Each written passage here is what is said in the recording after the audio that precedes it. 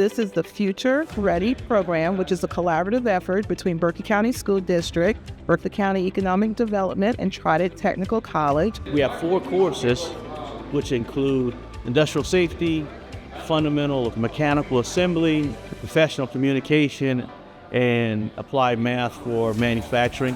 And they take all of those, the curriculum and the concepts that they're learning, and apply it to the actual project within the class, which is to build an electric vehicle. We are real excited to kick this off and excited for what the kids are doing and learning.